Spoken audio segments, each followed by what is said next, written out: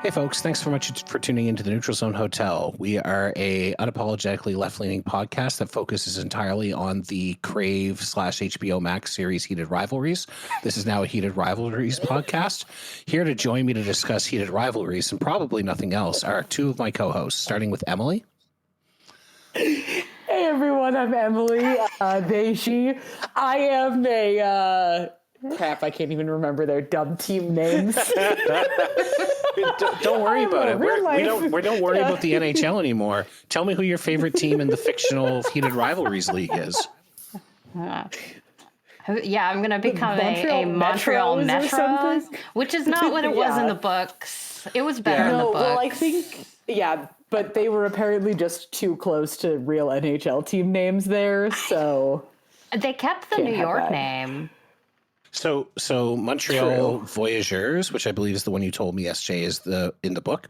Yeah. There used to be the Nova Scotia Voyageurs, and they were an affiliate of the Canadiens. So the Canadiens actually still own the Voyageurs rights, presumably.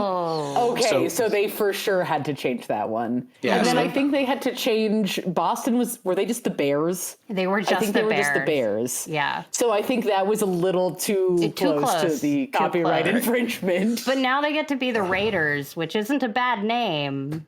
Yeah. All right. So I did not tell my co-host I was launching the show that way. So let's kick this off. We are an unapologetically left-leaning podcast that focuses on hockey at its best and worst. My name is Benjamin. My pronouns are he, him. I'm a fan of the Montreal Canadiens, not the Montreal Metros, although I could be talked into it, and the Ottawa Charge of the PWHL. And joining me today is Emily, and Emily's going to do their thing. What's up? I'm Emily. They, them, she, her. I'm a Buffalo Sabres, Colorado Avalanche fan, as well as a general women's hockey fan. Yeah. And we've also got SJ with us today. Hi, I am SJ. My pronouns are they, them, and I am a Everett Silvertips, who are still good, still great team. Seattle Torrent, I'm still getting used to the name. And reluctant, I get to be reluctant this week because Trevor's not here, Seattle Kraken fan, because, oh my God, they're on a 6-game losing streak. Oof. It's pretty rough. It's pretty rough in Seattle. And I wasn't joking, though. We are going to talk about Heated Rivalries. So, folks. Do we want to lead with that? Or because I think we also wanted to talk about, like, the undefeated Boston Fleet. But I am going to ask you this question. What's more important right now? The Boston Fleet? Any of the other stuff we want to talk about? Or Heated Rivalry? Well, I only say because I can legitimately talk about Heated Rivalry for an hour. John's editing this episode, isn't he? He is. Hi, John.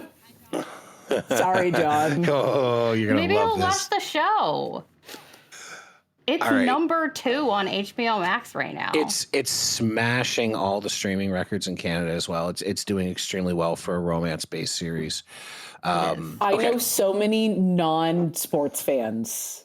Well, like specifically anti-sports who are watching it. That's the same as the books. There is very little sports in the show, to be fair. So true. Well, there is an activity that is called sporting in some medieval texts, but there is very little sports from what I understand. Okay. Oh my God.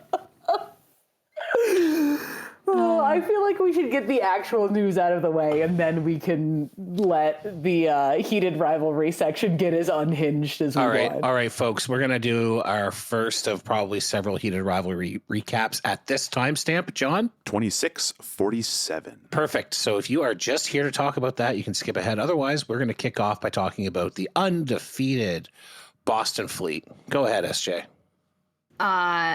So the after about 4 or 5 games for each team in the season, the Boston Fleet remain undefeated, the only undefeated team in the PWHL.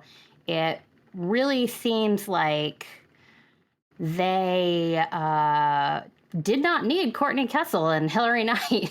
I guess that's my hot take. Were those two holding them back? Who's to say? Yeah, truly, who's to say? No, but so they've really they've got a real scoring by committee system going. Though I've been told they're playing much better defense this year, doing a lot more to help Erin Frankel out. Erin Frankel is obviously still a great goalie, so She's so good. yeah, she is excellent. And they've still got like a rockin' offense, so they're getting a lot of contribution from their rookies, which is really great to see. Yeah, they kind of look like a bit of a juggernaut right now. Now, obviously, that isn't going to last because no team goes 30-0, but great start to the season. Can you name all the Fleet team members who have goals? There are 7 of them. I don't think I can. I could guess a few. Yeah, guess some few. Has Megan Keller scored? Megan Keller has 2 goals and 2 assists to lead the Fleet this year. See, that's what you want out of your captain. Excellent. Yeah, why didn't Hilary Knight do that? She was a lot better in that second year than she was in her first, where she looked That's fair. thoroughly cooked. Oh, yeah, goodness. her second year she was so good. Yeah. Mm-hmm. Any other guesses? Has Mueller scored? Mueller has 1 goal and 2 assists. Okay, good. Good for her. She's a playmaker. We like to see assists from her. I'm reasonably certain Erin Frankel hasn't scored a goal, but I wouldn't put it past her. No, That seems safe. I feel like when there's finally a goalie goal in the PWHL, we're just going to have an entire episode talking about it. Oh, it's going to be so freaking good. All I know is it's not going to be Gwyneth Phillips who scores it. She does not play the puck. Well, not everybody does. So It's important to know your strengths as a goalie. I'm not arguing it. Yeah. You can really get in trouble. I want to say Newhook has been going off. Abby Newhook has 3 goals this year. Woo! Oh, yes, I love that so much for her. That's excellent. Can we declare the better Newhook? It's a too I'm soon? willing to do. Is it? I'm pretty sure there's video of Alex Newhook saying she's better already. So All right. Okay. Alex Newhook was having a very good year before he got hurt, but Alex Newhook has been getting hurt too much. So I'm pro Abby right now. The Habs should sign her. Let's go. I'm here for it. Susanna Tapani has 2 goals. Jill Saulnier has a goal. Teresa Shavsal has a goal, and Shea Maloney. So that's a total of 11 goals from 7 different players across 4 games. I think that might be more goals than the Seattle Kraken at this point in the season. Anyway. No comment. Yeah, so the Fleet have looked like a wagon. Elsewhere, the Victoire have won 2 out of 3 games. The Scepters are 2-2. The Sirens and Frost, Sirens are 2-2. Frost are 2-2. Sirens are 2-3. The Golden Eyes with a win, an overtime win, and 3 losses. The Torrent with a win, an overtime loss, and a loss. And the Charge down at the bottom with 1 win and 3 losses. No. Are we feeling surprised about any of this? Well, I know we've talked about this before. The Golden Eyes are obviously underperforming their talent on paper, and I think they will get it together. I think it's training camp. I said before, training camp was too short. They are playing again today. I was surprised to see the Sirens have the worst inaugural West Coast road trip they could possibly have. Brutal for them. Yeah, Otherwise, I don't know. I think it's kind of. I'm not shocked to see the Charge at the bottom. Yeah. You're not. There's a difference between surprise and disappointment, though. Yeah. I would love the Charge to be better, but right now they are struggling. Yeah. So the Charge have actually scored more goals than the Torrent. I'm not trying to dig in, SJ, but they've also let in 13 goals in 4 games, which is the second worst per game mark. The Golden Knights have let in 15 in 5. That's not great. No. It ain't good. So Gwyneth Phillips was supposed to be the solution to a lot of these problems, but Ottawa simply has not been able to put it together in the defensive zone. I will say the offensive zone has been better this year.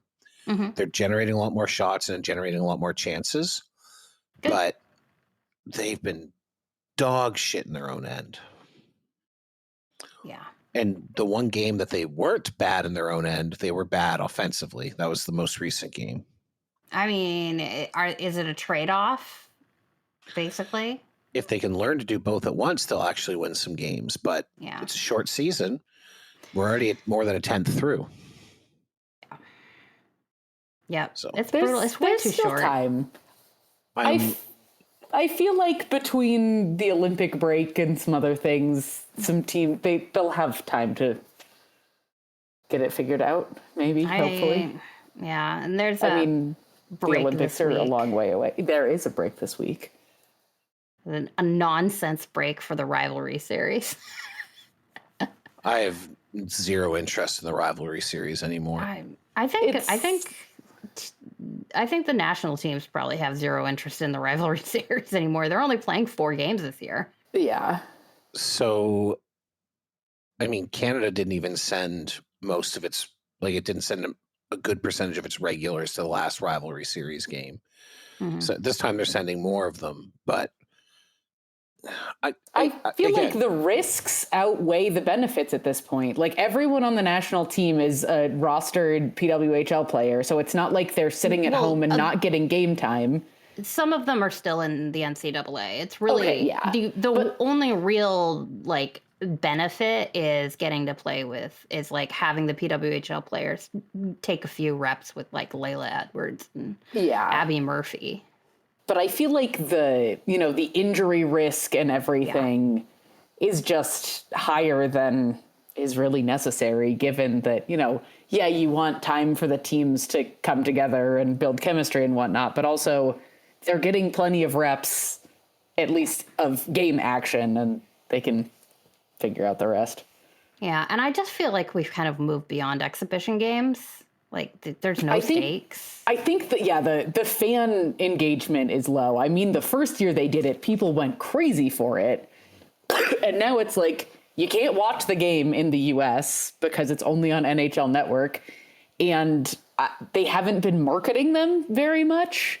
No, not at all. I think I realized on maybe Sunday that there were rivalry series games this week. I only know because people are always like, why is there a weird break in the PWHL? And it's it's the rivalry series. There's also an international, there's also a European tournament, but Finland's not even taking their PWHL players to it. Nah. Oh. So ultimately the best place, and I think the national teams know this, the best place for your best players to be is the PWHL. Mm. Right? If you are Czechia or you want your top 5 or 6 players to be in the PWHL, competing regularly against the best, benefiting from top level facilities and training regimens and doctors and fitness reps and nutritionists, so that when they go to the Olympics that they're 100% ready to rock and roll. Yeah, 100%. Right? Yes. So, and they will absolutely fit in that rink because they're smaller. That's exactly how that works. Women fit in the rink. Yeah. They're not concerned about running out of space to skate. It's just so stupid. I'm sorry. Well, I mean, the rink they're building is international ice size. No, it So isn't. yes, it is. Width, is the width right? No, I thought the Yes. width. No, it isn't. It is not. Is it not It is international length which is by shorter? NHL width. Is it 85 feet But wide? it's Yes, it is 85 feet wide. Okay. I thought SJ, it was narrower. No, it's a. Hold on. Before you finish freaking out at me, SJ, I went. What I saw today is that the international width varies. They It allow does. a range, and the minimum range is 85.3 feet. It does vary, but this is not the width of the rink and in previous Olympics. No, absolutely not. It is the NHL width. It is the NHL width. That's so weird. I thought By the international length. They just built a straight up smaller rink. God. Okay, I thought I had seen that it was narrower than NHL ice, which was No. already narrower than international. No, So it's just narrow NHL. for international. Okay, then people need to chill out. It is literally just slightly under 4 feet too short. And they're probably going to take it out of the neutral zone. It's fine. Like, we're hearkening back to the days of, like, college rinks and, like, College rinks are still like that. Yeah, odd size rinks. NHL rinks used to be all weird sizes, and that wasn't even that long ago. Okay. Like, they used to have, like, super big rinks, and some of them would be super smaller, and they would have really sharp corners, and it's like, it's fine. So earlier today, I went and pulled a bunch of rule books for the past 15 years Okay. because I wanted to see what the official dimensions were throughout the years. So, and going back to 2014, which is the furthest back I went, it's been 60 meters long, which is 197 feet. So that's 3 feet shorter. Mm-hmm. And 26 to 30 meters wide. So that's 82 feet to 98.5 feet wide. So where's the measurements for this year's? I was so flabbergasted by Bill Daley's comment today at the Board of Governors meeting that if the players didn't think it was safe to play at the rink, like, they wouldn't play. Has he met a single NHL player? Like, they're gonna go if they're playing in a parking lot somewhere. Like, if it's roller hockey, they're still gonna show up. That's right. Nathan McKinnon would play roller hockey in a Costco parking lot if it meant going to the Olympics. Oh, 100%.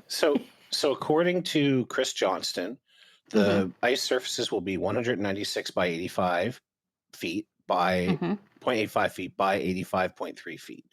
So it's going to be 0.3 feet wider than an NHL rink and 3 feet and change shorter, which is the smallest allowed, according to the IIHF rulebook, that is the smallest permitted rink. Yeah. Which is, although they have done the math wrong in the rule book I'm looking at, because they say 26 meters is 82 feet, but it is not. It is 85.3 feet. Unit conversions are hard. They don't care. Hard. They don't give a shit about the feet. I genuinely think, like, that's what happened in Italy, is that they, like, converted to metric wrong, and they were like, oh, like, okay, well, this is, you know, when they were actually, like, building the ice surface. So Yeah. Anyway, But this is all within IIHF regulation, right? That's what we just discovered. So this is like an enormous non-issue that everyone has made into an ordeal. it is. I think it is fully media driven.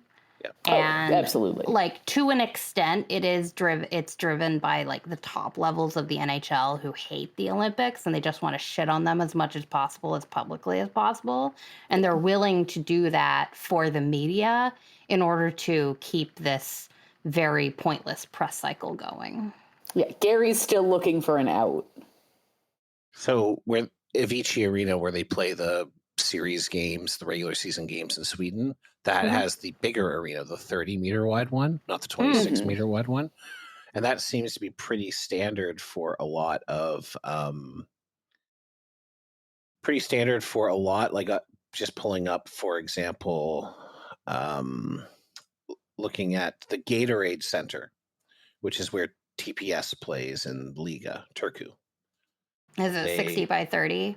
It is 60 by 30. Yeah, that's kind of the quote unquote standard international size. But the IIHF rule book for at least because I thought maybe the IIHF did this thing where they went and changed their rule book after they allowed Milan to do it because they're sneaky shits like that. They didn't do it. A 26-meter rink has always been allowed. Mm-hmm. So yeah, it's fine. It's fine. They'll be fine. It's not a question of the rink size to me. It's a question of whether or not they can finish the damn thing in time. Also, whether the ice is going to freeze. Yeah. Whether or not it actually works. Folks, we're going to take a quick break. So if you're listening and you're having a great time, please give us 5 stars, thumbs up on whatever platform you're listening to us on. If you want to hang out with us, join our Discord at neutralzonehotel.com/Discord. We are on Bluesky and YouTube at Neutral Zone Hotel. Check us out, follow us, smash like buttons, click bells, all that social media stuff. We would love to hear from you. We'll be right back.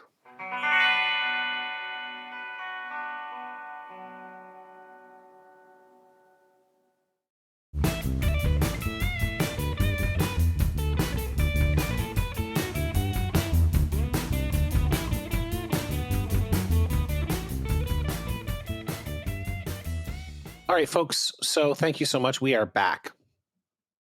So here's what's going to happen. We're going to do a very quick game, and then we're going to seg into a conversation about heated rivalry. Because as we discussed earlier, the team names are different in the books. So I was thinking, what are some other fictional team names? And I'm going to throw a couple names out here and see if we can get the properties. And this is not necessarily, you don't have to know right away. You can throw it out there. There's no rules. I'm not keeping score. Oh, good. But I've got a couple here that I think are very fun. So, of course, we're going to start with an easy one. We're going to start with District 5. Is there Hunger Games hockey? There is not. The District 5 hockey team is a very famous hockey team. It's better known by another name. Oh, it's the Mighty Ducks. It is the Mighty Ducks. Oh. Yeah, I remember the children's movie. You did. He was like, it was District 5, and then he like got his boss to like sponsor the team, and then they became the Ducks. Yeah, because he was Ducksworth. Yeah, he was Ducksworth. That's right. All right, here's another one for you. The Gotham Blades. Oh. Which franchise has the Gotham Blades as a hockey team? Is it Batman? It is Batman. Oh. You know, Ben Carl was screaming. Yeah. Absolutely screaming at us. All right, here's a tougher one. The Hamilton Mustangs. Is this from like Shoresy or something? This is from the 80s. Oh, it's from the 80s. Okay. This is from a movie that stars several people who went on to be big, quite big. Oh, is this Slapshot? No, not Slapshot. Dang it. What was the other thing? Other people in this movie include Patrick Swayze. Oh, is this Rob Lowe. Is that Youngblood? No. It is Youngblood. Yes? Okay. Yes. I have not actually seen that. It's on my list of movies that I may one day watch. I want to watch it and maybe do like a watch along with SJ. That would be a lot of fun. That'd be fun. And you as well, or whoever. watch along on the Discord? There we go. Love it. The Monroeville Zombies. I have no idea. Can we get a hint? This is from a comedy film that was released in 2008, directed by Kevin Smith. Oh. Shoot, what did he make in 2008? I got nothing. Starring Seth Rogen and Elizabeth Banks What? as the characters Zach Brown and Miri Linky. No, I got nothing. I don't remember the name of this movie. Zach and Miri make a porno. Oh, I never saw it. Yeah, Never saw it. He loves hockey, right? Yeah, So I he's a huge know. I Devils know fan. he loves hockey. All right, one more here. a couple team names for you. The Montreal Patriots, the Quebec Fleur-de-Lis, and the Toronto Loyalists. Wow, those aren't stereotypical at all. Oh, those are brutally bad This names. is from a movie. Movie, okay. This is from a movie that I know SJ has seen. I've seen it. One of the key plots in the movie is the Montreal Patriots are about to move to Texas. I have no idea. And the bad guy kidnaps the commissioner of the hockey league. What? You have seen this. I made you watch this. I sat on a couch next to you and forced you to watch this. Oh. Shoot. What was that called? Bon Cop, Bad Cop. That's right. It's a very Canadian film. I gotta be honest, a lot of that movie just kind of like went right through me. Right. Okay, I lied. It was quite bad. I've got one more famous team. Can you tell me where this comes from? The Tokyo Katanas. Oh, that's what the fake Japanese player that the Buffalo Sabres drafted in like the 90 gazillionth round of the draft played for. Punch Imlock got upset that people, because it used to be that you could just keep drafting until you were done, and people kept doing it. So Punch Imlock got upset and drafted the fictional player Taro Suwamoto from the fictional team, the Tokyo Katanas, which got reported in the news as the first ever Japanese player to be drafted into the NHL. And they were not happy in NHL. It's so there's a list of fictional sports team Wikipedia article, and it's on there. As it should be. All right, really folks, we're good. going to talk about some more fictional hockey teams, and we are going to let the two people on the call with me walk us through Heated Rivalry. I want to hear a little bit about it. I am going to watch it, but I'm not going to watch it right away. It's going to be a little bit of time. I understand wanting to wait until all of it is out. Yeah, it's wait till all of it's out, and I want to be, with the right person. I'm probably not going to enjoy it on its merits as much as some others, but I do want to share it with people that I know would be interested. But let's talk about it. Yeah. No spoilers or minor spoilers only. Yeah. Okay. So we are talking about the quote unquote gay hockey show taking the world by storm. And my God, is it taking the world by storm? One of my best friends from high school, who I don't think has watched a single moment of a sport willingly in his life, texted me like the day it was announced and goes, "Are you watching the gay hockey show?" Love it.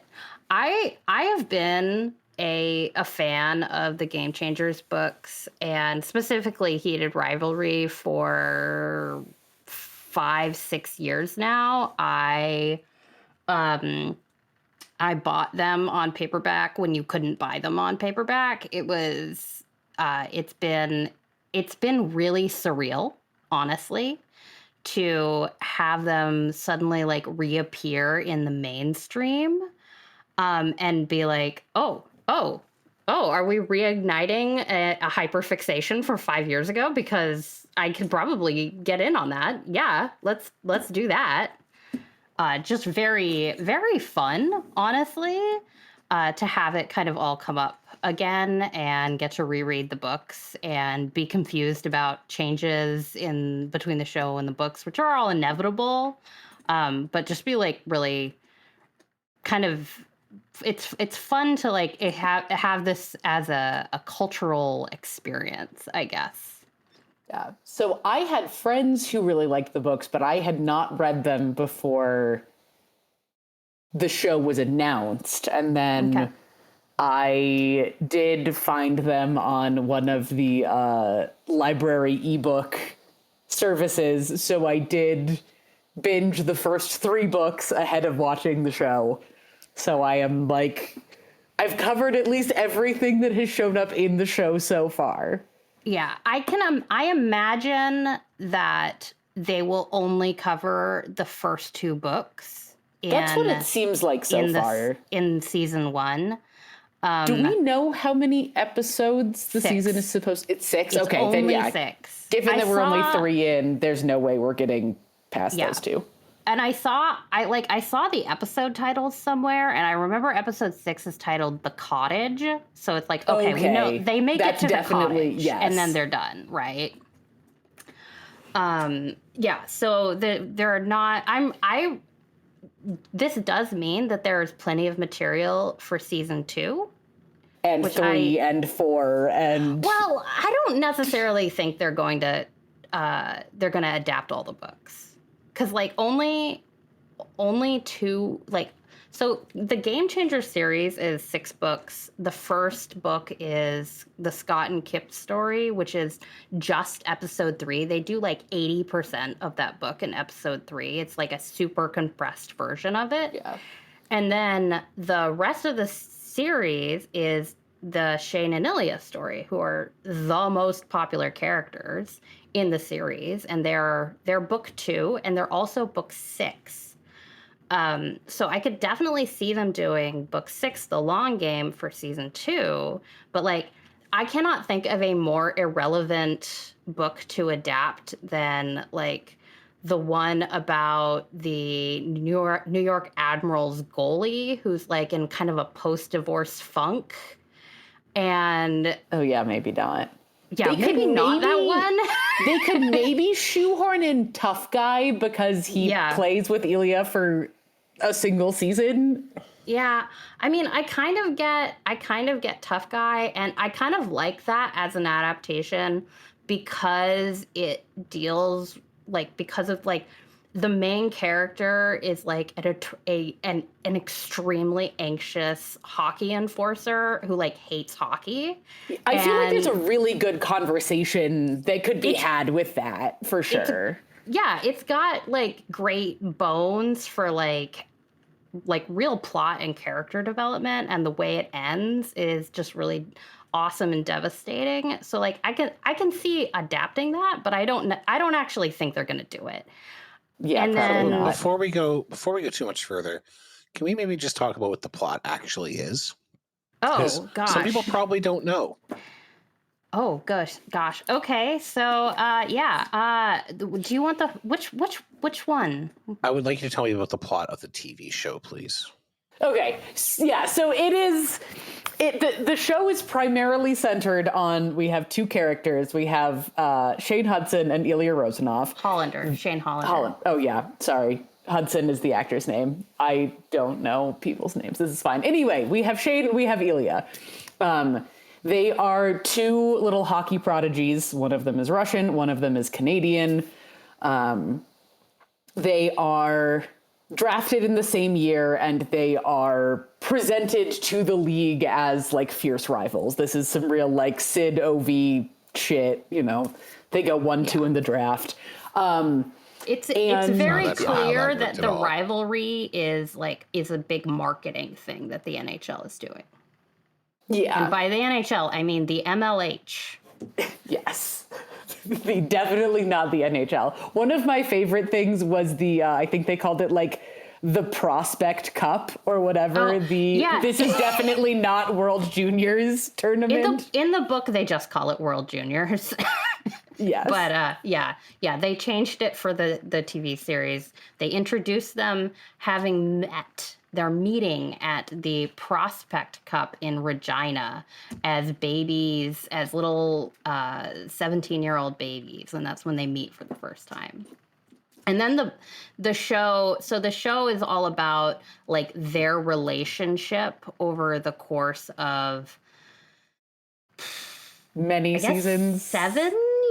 I think it might be 7 years in the first book. It goes from when they're like 17 to when they're about 25.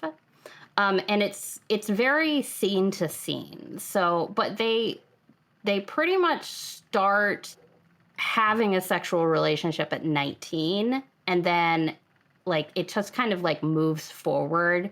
Like it's 6 months at a time or a year passes, and they have this like very casual relationship. Yeah. Here's they play a game against each other, and then this is like the last time they'll interact this season, and then So like the show is all about their relationship building in these small moments over time, and their rivalry as players, and just kind of like their personal rivalry with each other, and how that kind of turns and becomes love. And then at the end, they fall in love, right? So that's a romance novel. It's a romance novel.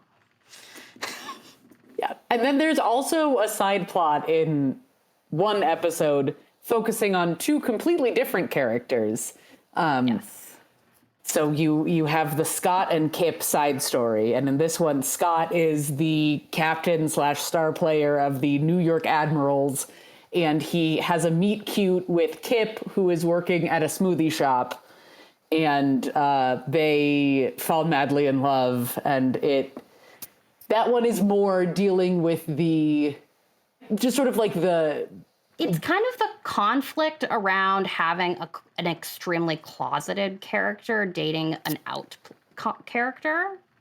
And how do you navigate that relationship, and like what are the consequences of that relationship, and like kind of the big takeaway is that it doesn't really matter how much money and how like the incredibly famous and wealthy captain of New York's premier hockey team is. He's still desperately unhappy because he feels trapped in the closet. I mean, it sounds really interesting. Like, as I'm looking forward to sitting down and actually getting a chance to watch it, I just want the right people around. I don't think I'd appreciate it as much on my own as you would. Let's put it that way. You don't want to just look at a bunch of naked butts, because there are a lot of naked butts. I've heard. I mean, SJ assured me that there are high quality butts in that movie show thing. That's right. I think you have to have high quality butts if you're doing something of this magnitude. I think you have to do it especially if you're doing a hockey show. Yes. That's a defining feature of a hockey player. That's right. That's my biggest beef with the casting. I feel like the guy they have playing Scott, way too scrawny to be a hockey player.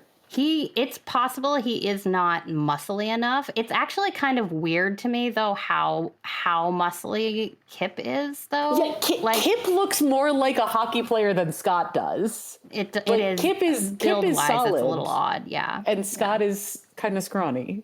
Yeah, I could definitely quibble with the casting, but I still think they did a fairly good job. And I really do think they knocked it out of the park casting Shane and Ilya. Those are two, like, physical description wise, there are two very specific characters, and they found actors who actually look like them. And they found an actor who could do a reasonable, not clownish Russian accent in Connor's story playing Ilya, which I was very impressed by. Yeah, I've seen some breakdown from like linguistics people who are like, oh no, this is like a very legit Russian accent. Like this is good. This is not. Yeah, and he has to speak Russian quite a bit in the show. There are quite a few scenes where he is talking to another character in Russian, and it's all subtitled. And like, I don't speak Russian, so I have zero idea how good he is at it. But I think he's pulling it off. I haven't seen any complaints. So Rachel Reed said that. So the author of the book Heated Rivalry, and to be clear, I don't know her, even though we both grew up in Nova Scotia and are roughly the same age. Somehow I never ran into her. It's a small place, but I guess not that small. But she is a Habs fan, so. Huge Habs fan. I mean, she sounds awesome to me. Yes.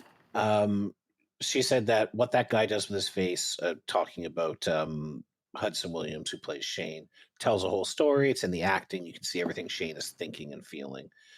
So to me, that sounds real good. Like, it sounds like they're doing a great job. Most of the actors they do a lot of micro expression acting, and like the books themselves, they're told in first person.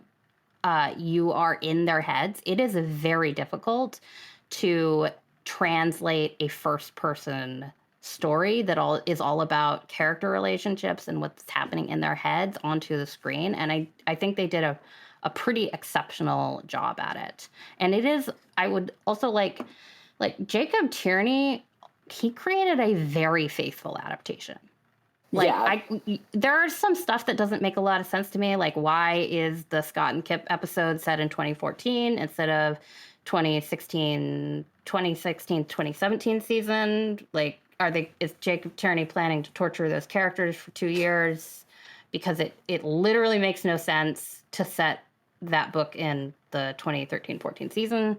But we will find out later about that. Yes. So otherwise, it's an extremely faithful adaptation. So a couple things that I noticed. So the first is I noticed Harrison Brown has a supporting role as one of the players. I think he's in episode 4. Yes. So I think this week we get to see him, and I'm so excited. I think he's just like a random player on the Metros. Oh, that'd be cool. I'll have to watch out. So for those who don't know, Harrison Brown is one of the first openly transgender hockey players, was assigned female at birth and came up in women's leagues. And while playing in the PHF, or its predecessor, came out as transgender and continued to play and began medical transition after leaving the league. And has since been written a book. He's written a book, which is supposed to be pretty good. And let also us play. made a film. And so that was his acting and directing debut, and now he's in other things, which is so exciting. The film is called Pink Light. He has also been in an episode of Murdoch Mysteries. What? I'm going to SJ get to that in 68 years at the rate I'm watching the show. It is like a season 16 episode, I think. Okay. Well, I'm on season 7. Yeah. Okay, so season 6. I'm on season 6. Tune into the episode in 2035 when we get to that episode. And he's also in the new Nancy Drew show. There's a new Nancy Drew show? This is the first I'm hearing of it. Harrison Brown is opening me up to a whole new world. I love this. Excellent. There you go. But I also wanted to talk about Jacob Tierney. So for those who don't know, Jacob Tierney is a Canadian actor who began acting. His dad was a director. He passed somewhat recently, 2018. His dad wrote and directed Bon Cop, Bad Cop, the Canadian hockey movie that I forced SJ to watch. It's all coming back together. Right. Although he did not feature in Bon Cop, Bad Cop, he did do child acting. Jacob, that is.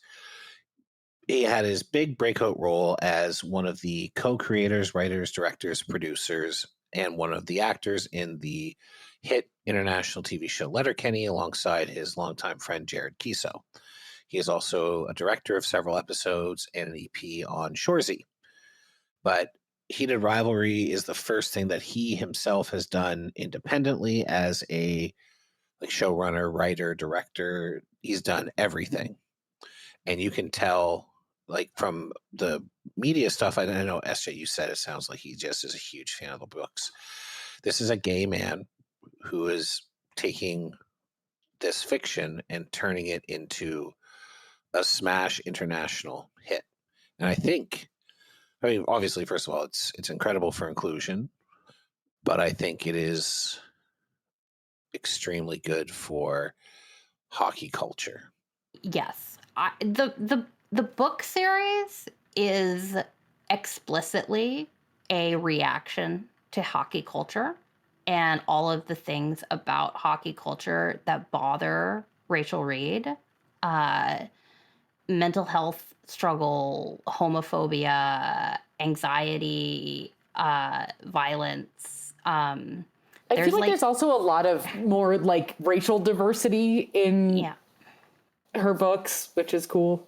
Yeah, she makes a real effort to include racial diversity. It's not a big part, but she has a transgender character in The Long Game.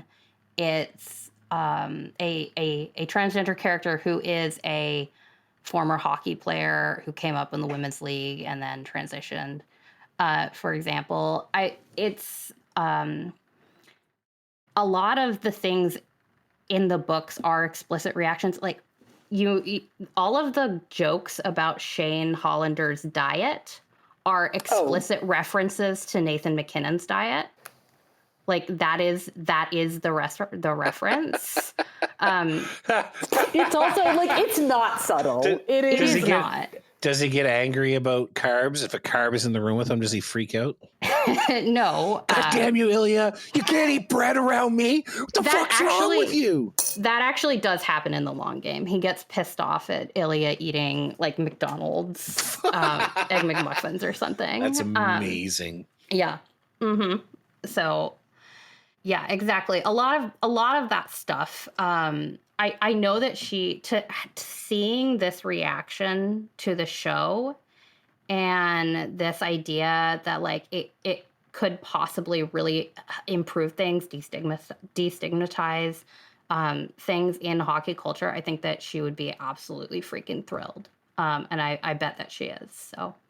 So I wanted to talk a little bit about this from a broader cultural perspective and where it's slotting in. So obviously, I think TV and studio executives, just like people who produce books, underestimate the power of and like recognize that the people on the call are not all, we don't have a lot of traditional straight women on this call right now. That's a nice way to put it. But fair. The power of kind of that unserved demographic, right? Like the amount of hockey romance novels, specifically gay hockey romance novels, have been highly successful due to book talk and just the growth of that, the explosion of that genre in general in the last 10 years, I think speaks to the demand for it. And this being the first really big video step in that direction. And like you said, number 2 on HBO Max, right? Like I think it's number 2 on Crave. It might be number 1 on Crave, which is the big streaming service in Canada. That speaks to an underserved demographic. There is a hunger out there for romances like this, for passionate, men-loving men romances. Not just romance, but like specifically queer stories as well. Yes. Yeah. Queer stories in general. And I think that romance is I don't want to say gussy up, but it's certainly a way to present queer stories to non-queer people who would otherwise consume romances. And similarly, a way to present hockey to some people who may not necessarily consume hockey. And I think if you are someone out there who is enjoying Heated Rivalry and you are interested more in the sport portion of it, but you want there to be, intense personal relationships, you should just watch the PWHL because they all gay. There are so many, I've seen so many variations on the people keep asking why there isn't a Heated Rivalry but with lesbians, and everyone being like, it's literally just women's hockey. Just watch the PWHL. Every time that Jamie Bourbonnais slams a hit on Emily Clark, you're like, come on. All right. You make up later. We get it. I mean, the way She's Gay Marcus breached containment and got people who didn't know anything about women's hockey to be like, oh, wait, there were married lesbians playing on the same team? To be fair, they weren't married at the time. They was fiancés. Yes, still. They are now married. But yes, playing on the same team. Basically married. For all intents and purposes. Yeah. I mean, as far as the Montreal Victoire and Hockey Canada are concerned, they are a package. Yes. Do not separate. So I think there's that, but I also think there's value in looking at where Jacob Tierney's career came from, because Letterkenny as a show is very much about problematic portions of Canadian culture, right? And it is an unapologetic satire of people who are farmer types, Indigenous folks, and reserve culture, hockey culture being a big part of it, but the world they present in Letterkenny is a world where the aspects are lanced and satirized, but the underlying relationships between these disparate groups generally remains more respectful than you would see on average. And I think the big example in hockey there, and I guarantee this is straight out of Jacob Tierney, is the relationship between the two hockey bros and the two gay hockey bros, Roxy and Daxie. And like the whole episode where they just go back and forth on all the famous people they want to fuck, right? Like, and it's just very funny. And there's never a moment where the two main guys, Dylan Playfair and the other one, I'm sorry, I forget, where they feel like their sexuality has been questioned or is anywhere in doubt by the fact that they're hanging out with two flamboyantly gay men. And that's just not what real hockey players, male hockey players, are like. So it's a very similar thing. Shoresy does a lot of the same. You know, it is a microscope on small town hockey culture. But in all situations, even though they're horrendous shits to each other on the ice, they are better people than most of these hockey folks are, right? Like the obviously one of the big storylines in Shoresy is there are Indigenous players on the team, played by actual Indigenous actors, actual Indigenous hockey players. Ted Nolan's sons and nephews, I believe, is who it is. Ted Nolan being the former coach of the Islanders and the Sabres, who won the first ever Jack Adams by an Indigenous person, and then couldn't get calls back for some reason. Many years. And the tension is not between the players and them, but between outside forces like police, corrections facilities, and even other teams. But the heroes are not racist. And they are, like I said, frequently assholes on the ice, especially Shoresy, that's kind of his thing, but are always upstanding people. So when it comes to relationships with any sort of minority, and I feel like we're looking at this hockey culture thing, and with these shows, Jacob Tierney is responsible for showing a world where we can evaluate differences, but where we can simply just be better about it. And I think that's pretty cool. And obviously those successes have brought him to this point. Yeah, I can see why I can understand why he is so enamored of this particular story as well. I think it makes a lot of sense and fits into a lot of like what he's about. Yeah. I've got one other thing, which is I've been pleasantly surprised at how like mainstream hockey media has taken the show. I don't listen/watch What Chaos, but I see clips of it. It comes across all the time. The hosts there have been having like very open and insightful and like genuinely engaged conversations and recaps of the episodes. This isn't like a haha, isn't it so funny that like the gay hockey show is making people watch hockey. They're like, no, we watched, like, I was genuinely really emotionally invested in this Kip and Scott arc. I think this is a great thing for hockey. Like they've been really engaged and really open about talking about it and talking about the potential sort of larger ramifications of having a show like this go so mainstream and what that might mean for hockey culture. And that has been very surprising to me. Like, I know that the hosts there aren't like 200 hockey men types, but it's still like, that's a big hockey podcast with a big like normie hockey fan following. And they're out here. I think they're actually having Jacob Tierney on an episode soon. So they're all in on this, and I kind of love that. Yeah. That is great. I hope mean, they also appreciate Connor's stories, but I hope they do. I have no doubt. It sounds like it's a magnificent rear end.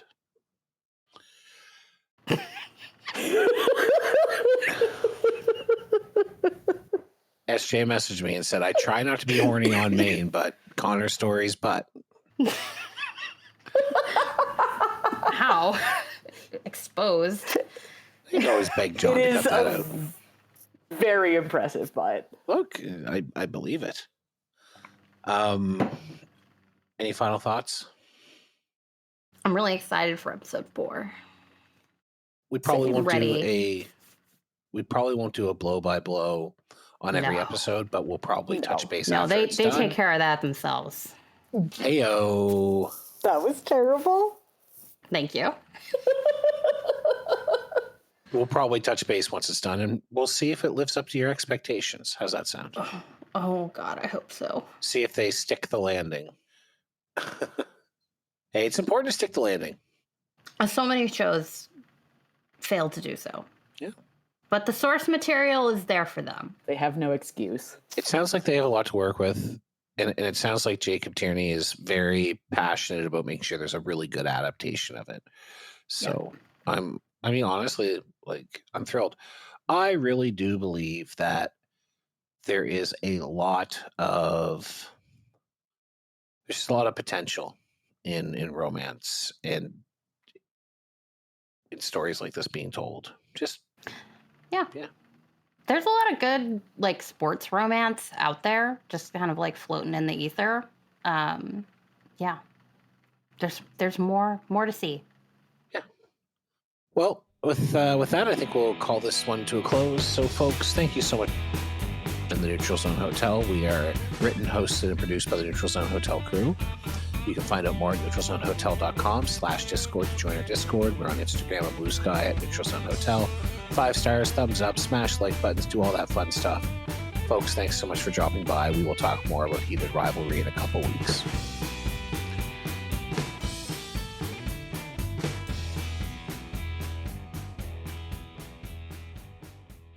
In their defense, it is a magnificent ass, and you see a lot of it.